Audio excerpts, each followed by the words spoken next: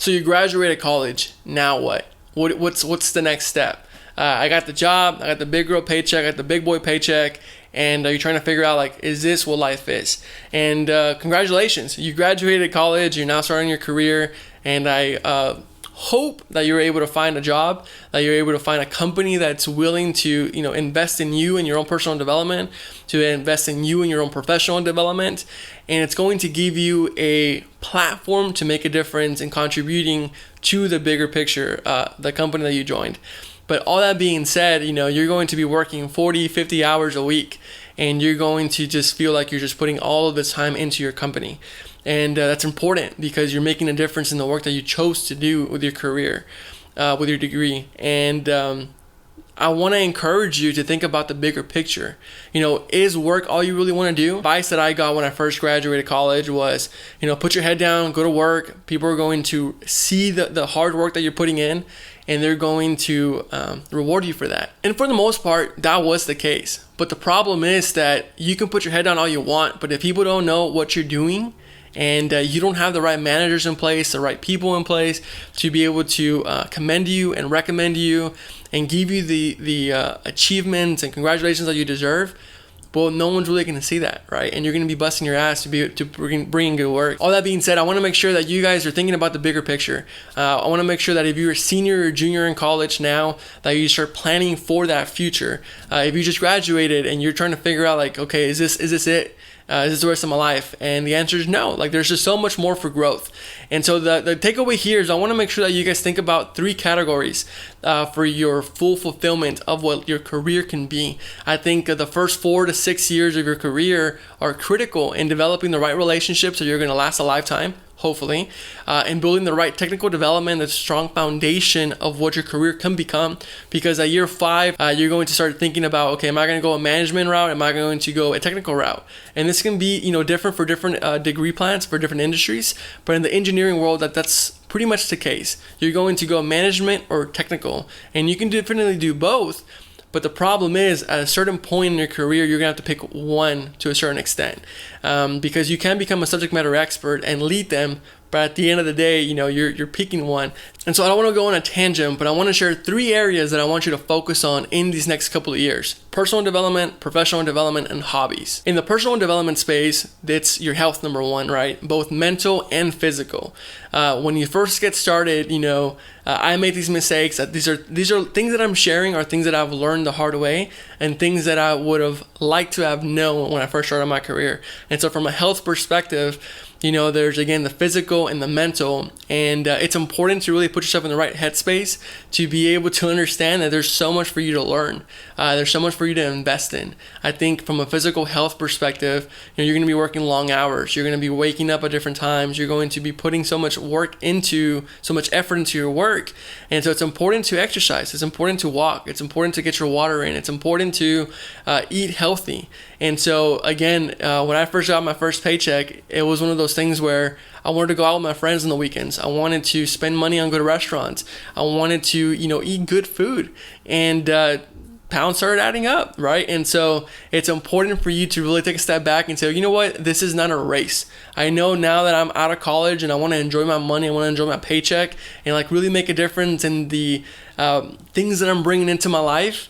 Well, do it the right way, all right? Have fun, but don't go and blow your money every weekend. It's important for you to really think about, am I putting in the right effort? Am I doing the things that I should be doing? Am I doing the things that I should be doing? Because from a finances standpoint, you want to invest money early. And so from a personal development standpoint, that is another thing: financial health. Invest in your 401k, invest in a Roth IRA, invest in the stock market, invest in your own development, because again, personal development is about developing skill sets that are important for your own growth. I think one huge one that I would encourage people to do their first year, 2 years out of college is to really work on their communication skills. Again, I'm doing this video thing now and I feel like I'm getting better at it, but again, this is hours and hours and hours of practice to where I felt comfortable staring at a camera in an empty room, and I felt comfortable saying what I needed to say. I remember when I first started my personal development journey and giving speeches to elementary kids and just pouring sweat, and I still get nervous, but for the most part, it's a lot more comfortable because I got the reps in. And so again, for your personal development stuff, think about the things, think about your communication skills, and think about what are you doing to make those skills better. Then there's professional development. And I think I would also put communication and public speaking into that bucket of professional development. There's a lot to say that, you may be a good communicator. Again, communication is about listening as well. But when you think about, can you deliver a speech? Can you deliver a speech to your peers, to superiors, to people that you're working with?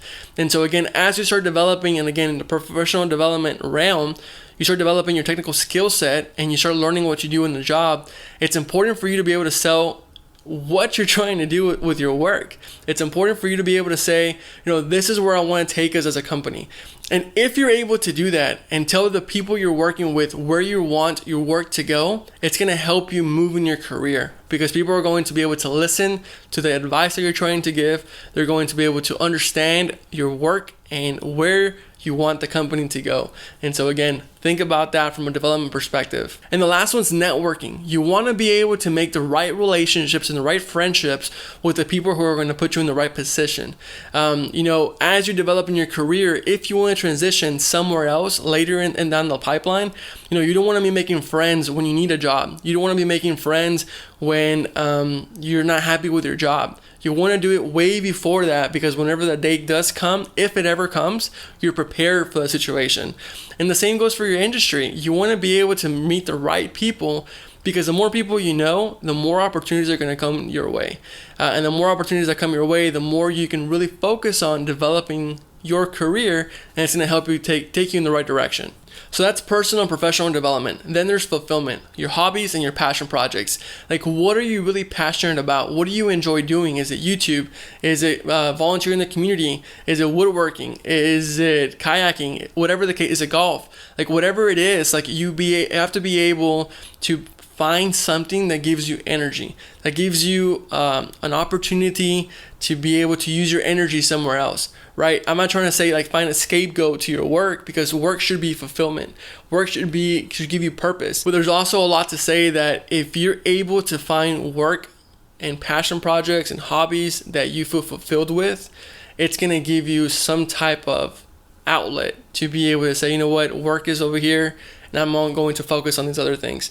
Because again, life is not all about working. You have to be able to find things that you're passionate about, because again, work will become draining sometimes. And when you have those things to look forward to outside of your family, it gives you fulfillment to know that you're making a contribution, whether that be to your community, whether that be to some type of industry, some type of work that you do.